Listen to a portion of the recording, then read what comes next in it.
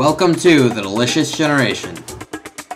One of the most visually stunning presentations at the Delicious Generation party last Wednesday was the live demo of Videator, an exciting app from Stone Design. I got a chance to chat with the founder of Stone Design, Andrew Stone.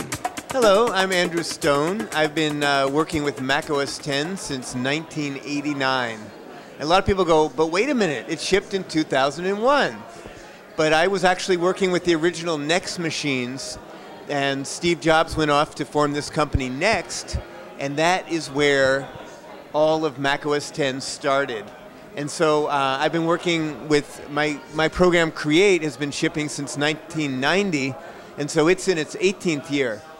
But about a year ago, I started playing around with Core Image and Core Video, and I realized it would be really cool to kind of make a rave VJ software that actually anybody doing film can mess with, because it takes live video, you can add several cameras into it, and then apply all sorts of effects independently to each camera or each movie that you overlay. And then the output, if you just have a simple projector like I do here, you can kind of fill a room with visual effects. It's kind of a lot of fun. So this is Videator from stone.com. You can download the demo and try it out full power 2 weeks, but even after 2 weeks, you can still do very cool things with it, even if you don't buy a license. I also got a chance to catch up with Juan Alvarez of Midnight Apps. Hey, I'm Juan Alvarez. My company is called Midnight Apps, and the product that I make is called Cha-Ching. Basically, it's a much fun and easier and sexier way to manage your money. To organize it the way you want to organize it. But basically, it's just an awesome, beautiful application that'll make it easy and a lot of fun to manage your money. I also asked if he had any other apps in the making. Yeah, I got 2 other apps that are coming out. Hints. Interesting, a hint.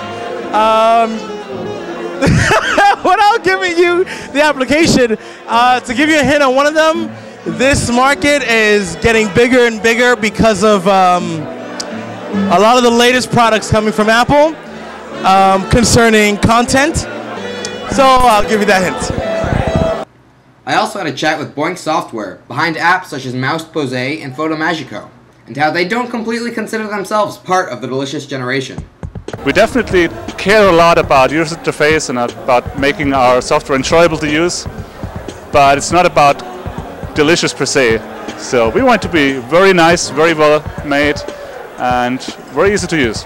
Also, amidst my interview with Austin Sarner and John Casasanta, a very interesting project came up that most people have seen everywhere, but heard next to nothing about.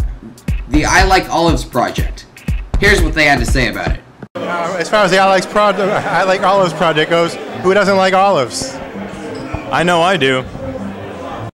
Very funny, guys, but seriously. As the blog post title says, it's an experiment in marketing, so we'll see how it goes. I was also sure to check in on the status of the My Dream Apps.